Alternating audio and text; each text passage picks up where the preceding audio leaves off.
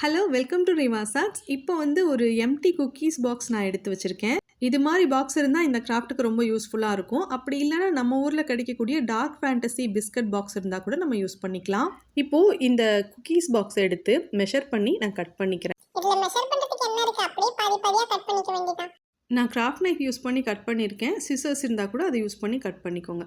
இப்போது இதோட ஓரங்களில் வந்து நான் மாஸ்கிங் டேப் ஸ்டிக் பண்ண போகிறேன். மாஸ்கிங் டேப்புக்கு பதிலாக நம்ம வந்து நியூஸ் பேப்பரை ஸ்ட்ரிப் மாதிரியோ இல்லை சாதாரண ஒயிட் பேப்பர் எடுத்துகிட்டு அதை வந்து க்ளூ அப்ளை பண்ணிவிட்டு இந்த மாதிரி ஸ்டிக் பண்ணிக்கலாம். இது வந்து பார்க்குறது கொஞ்சம் நீட்டாக இருக்கும். அதுக்காக தான் இந்த மாதிரி நம்ம ஸ்டிக் பண்ணுறது.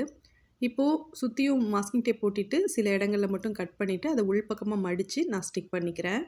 2 பாக்ஸ்லேயும் இதே மாதிரி மாஸ்கிங் டேப் நான் ஸ்டிக் பண்ணி எடுத்து வச்சுருக்கேன். இப்போ இந்த பாக்ஸை ஓப்பன் பண்ணிவிட்டு இதோட சைடில் எல்லாத்துலேயும் க்ளூ அப்ளை பண்ணிவிட்டு இது நல்லா டைட்டாக ஸ்டிக் ஆகி இருக்கிற மாதிரி நம்ம க்ளூவோ இல்லை க்ளூ கன்னோ யூஸ் பண்ணிட்டு நம்ம இதை ஒட்டணும். நான் வந்து UHU அப்படின்னு ஒரு க்ளூ இருக்குது, அந்த க்ளூ எடுத்து அப்ளை பண்ணிக்கிறேன். இது நம்ம ஊரில் கிடைக்கிற ஃபெவிபாண்ட் மாதிரி தான். இந்த க்ளூவை பொறுத்த வரைக்கும் கார்ட்போர்ட், லெதர், பேப்பர் இந்த மாதிரியான பாக்ஸ், அதுக்கப்புறம் மிரர், மெட்டல் இதிலெல்லாம் கூட சூப்பராக ஸ்டிக் ஆகும். இந்த பாக்ஸில் வந்து நம்ம எவ்வளோ வெயிட் வச்சாலும் இது ஓப்பன் ஆகக்கூடாது. அந்த அளவுக்கு நம்ம வந்து இதுக்கு க்ளூ அப்ளை பண்ணி ஸ்ட்ராங்காக ஸ்டிக் பண்ணியாச்சு. கொஞ்ச நேரம் இது ட்ரை ஆகணும் இந்த க்ளூ எல்லாம். 2 பாக்ஸ்லையும் இதே மாதிரி க்ளூ அப்ளை பண்ணி காய வச்சு எடுத்துக்கிறேன். அடுத்து இந்த பாக்ஸில் பார்டர் மாதிரி கீழ்ப்பக்கத்தில் மட்டும் மறுபடியும் இந்த மாஸ்கிங் டேப் எடுத்து நான் சுற்றி வச்சுக்கிறேன். இது வந்து ஆப்ஷனல் தான். இந்த கிராஃப்டை கம்ப்ளீட் பண்ணி முடிச்சதுக்கப்புறம் நீங்கள் பார்த்துக்கோங்க. பார்த்துட்டு இந்த டிசைன் உங்களுக்கு பிடிச்சிருந்ததுன்னா நீங்கள் இது மாதிரி ட்ரை பண்ணலாம். பிடிக்கல அப்படின்னா நீங்கள் டேரெக்டாகவே ஒரே கலரில் பெயிண்ட் எடுத்து நீங்கள் கலர் பண்ணிக்கோங்க. 2 பாக்ஸ்லேயும் இதே மாதிரியே பார்டருக்காக நான் வந்து மாஸ்கிங் டேப் போட்டியிருக்கேன். அடுத்து பெயிண்ட் பண்ணுறதுக்கு முன்னாடி செஸ்ஸும் அப்ளை பண்ணிட்டோம்னா கரெக்டாக இருக்கும்னு நினச்சேன். ஏன்னா நம்ம பெயிண்ட் எடுத்து டேரெக்டாக கொடுத்தோம்னா இந்த அட்வர்டைஸ்மெண்ட்லாம் அப்படியே டிரான்ஸ்பரண்ட்டாக தெரிகிற மாதிரி இருக்கும். அப்போது பெயிண்ட் வந்து ஒரு 3 அல்லது 4 தடவை நம்ம கலர் பண்ணுற மாதிரி இருக்கும். நம்ம செஸ்ஸும் அப்ளை பண்ணிட்டோம் அப்படின்னா அக்ரிலிக் பெயிண்ட் எடுத்து ஒரு கோட்டிங் கொடுத்தாலே ஃபுல் கவரேஜ் கிடைக்கும். அதனால் நம்ம திரும்ப திரும்ப பெயிண்ட் பண்ணணும்னு அவசியம் இல்லை. இப்போது என்கிட்ட செஸ்ஸும் இல்லை, அதனால கொஞ்சம் அக்ரிலிக் பெயிண்ட்டும் க்ளூவும் டால்கம் பவுடரும் சேர்த்து மிக்ஸ் பண்ணிவிட்டு நான் ஹோம்மேடாக இதை ரெடி பண்ணிட்டு இதுக்கு அப்ளை பண்ணிக்கிறேன். செஸ்ஸும் அப்ளை பண்ண பிறகு இது நல்லா ட்ரை ஆகணும். இது நல்லா ட்ரை ஆனதுக்கப்புறம் தான் இதுக்கு மேலே நம்ம வந்து பெயிண்ட் பண்ண முடியும். பெயிண்ட் பண்ணுறதுக்காக ரெட் கலரில் இருக்கக்கூடிய அக்ரிலிக் பெயிண்ட் எடுத்து நான் கொடுக்குறேன். இது வந்து கிரிம்சன் ரெட். இதை வந்து நான் ஸ்பாஞ்ச் ப்ரஷ் யூஸ் பண்ணிட்டு நான் வந்து டேப் பண்ணி கலர் பண்ணிக்கிறேன். இந்த ரெட் கலர் கூடவே கொஞ்சமாக black colour acrylic paint add பண்ணிவிட்டு நல்லா மிக்ஸ் பண்ண பிறகு நம்ம இதுக்கு கலர் பண்ணோன்னா நல்லா டார்க்கான மெரூன் கலர் மாதிரி இருக்கும். அந்த கலர் யூஸ் பண்ணாலும் ரொம்ப சூப்பராக இருக்கும். இந்த கிராஃப்ட்டுக்கு லைட் கலரை விட டார்க் கலர் யூஸ் பண்ணும்போது பார்க்குறதுக்கு ரொம்ப நல்லாயிருக்கும். அடுத்து வந்து சாப் க்ரீன் எடுத்திருக்கேன். இதை எடுத்துகிட்டு ஃபுல்லாகவே நான் இதுக்கு கலர் பண்ணிக்கிறேன். இது மாதிரி நம்ம கலர் பண்ணது நல்லா ட்ரை ஆகணும். இது நல்லா ட்ரை ஆனதுக்கப்புறமா நான் வந்து இப்போ எடுத்து வச்சுருக்கேன் பாருங்கள்.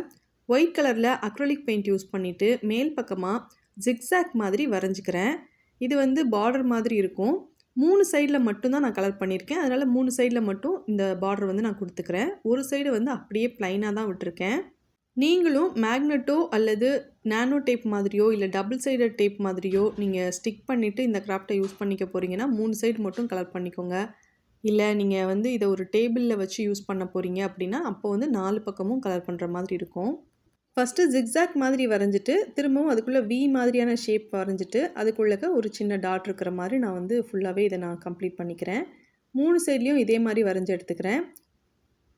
இதே மாதிரியே க்ரீன் கலரில் ஒரு பாக்ஸ் எடுத்து வச்சுருந்தோம்ல, அதுலேயும் நான் வந்து இப்போ வரைஞ்சி எடுத்து வச்சுருக்கேன். அடுத்து இதில் சென்டரில் வந்து உங்களுக்கு வர்லி ஆர்ட் தெரியும் அப்படின்னா அதை நீங்கள் வந்து பண்ணிக்கலாம். அப்படி இல்லைனா ஏதாவது மிரர்ஸ் உங்கள்கிட்ட இருந்துச்சுன்னா மிரர்ஸ் யூஸ் பண்ணி நீங்கள் அழகாக டெக்கரேஷன் பண்ணிக்கலாம். நான் வந்து white colour acrylic paint use பண்ணிவிட்டு கோலம் வரைஞ்சிக்க போகிறேன். ஒயிட் கலர் அக்ரிலிக் பெயிண்ட்டை ஒரு ப்ரஷில் எடுத்துகிட்டு ஃபஸ்ட்டு ஒரு 5 டாட்ஸ் வச்சுட்டு 2 சைட்லேயும் 3 டாட்ஸ் வச்சுட்டு திரும்பவும் ஒரு டாட் வச்சு நான் புள்ளி வச்சுருக்கேன். அதுக்கப்புறம் ஒயிட் கலர் அக்ரிலிக் பெயிண்ட் எடுத்துகிட்டு லைன் மாதிரி போட்டுட்டு ஒரு கோலம் நான் வரைஞ்சிக்கிறேன்.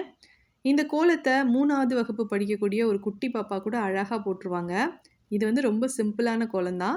எல்லா வீடியோலையும் சொல்கிற மாதிரி தான் கலர்ஸும் சரி இந்த கோலமும் சரி உங்களுக்கு பிடிச்ச மாதிரி கலர் பண்ணிக்கோங்க. உங்களுக்கு பிடிச்ச மாதிரியான கோலத்தை நீங்கள் வரைஞ்சிக்கோங்க. அடுத்து இந்த பாக்ஸோட சைடில் 2 சைட்லேயுமே 5 டாட்ஸ் ஃபஸ்ட்டு வச்சுருந்தேன். அதுக்கப்புறம் 3 அப்புறம் 1 இது மாதிரி டாட்ஸ் வச்சுட்டு சிம்பிளாக ஒரு கோலம் நான் வரைஞ்சிக்கிறேன். இதுவும் ரொம்ப ஈஸி தான். இது எப்படி இருக்குன்னா சென்டரில் ஒரு கோலம் இருக்கிற மாதிரி இருக்கும். அதோட 2 சைட்லேயும் பார்டர் கோலம் இருக்கிற மாதிரி நான் வரைஞ்சிருக்கேன்.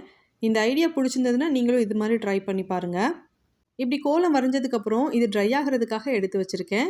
ரெட் கலரில் பெயிண்ட் அடிச்சிருந்தோம்ல, அதுலேயும் சேம் டிசைன், சேம் கோலத்தை நான் வரைஞ்சிக்கிறேன்.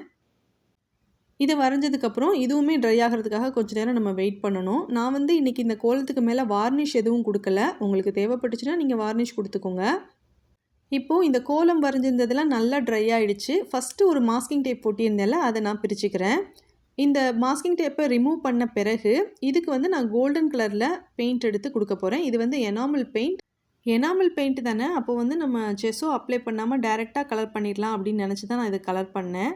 ஆனால் இது வந்து சரியாக ஒர்க் ஆகலை. இதுக்கும் நம்ம வந்து ஜெஸ்ஸோ அப்ளை பண்ணிவிட்டு அதுக்கப்புறம் கலர் பண்ணியிருக்கலாம். ஏன்னா இது ஒரு 3 கோட்டிங் கொடுக்குற மாதிரி இருந்துச்சு.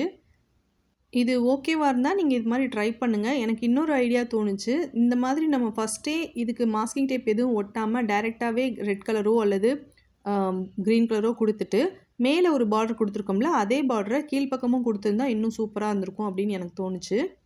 பெயிண்ட் பண்ணது நல்லா ட்ரை ஆனதுக்கப்புறம் க்ளூ அப்ளை பண்ணிவிட்டு மேக்னெட் ஸ்டிக் பண்ணியிருக்கேன். மேக்னெட் அல்லது டபுள் சைடட் டேப் இருந்தால் கூட நம்ம ஸ்டிக் பண்ணிக்கலாம். இப்போது இதை வந்து நான் என்னோடய கிராஃப்ட் டேபிளில் எடுத்து வச்சுருக்கேன். ஒரு பாக்ஸில் வந்து க்ளூ ஸ்டிக்கும் இன்னொரு பாக்ஸில் பெயிண்ட் ப்ரஷ்ஷும் எடுத்து வச்சுருக்கேன். இந்த கிராஃப்ட் ஐடியா உங்களுக்கு பிடிச்சிருந்ததுன்னா நீங்கள் ட்ரை பண்ணி பாருங்கள். தேங்க்யூ.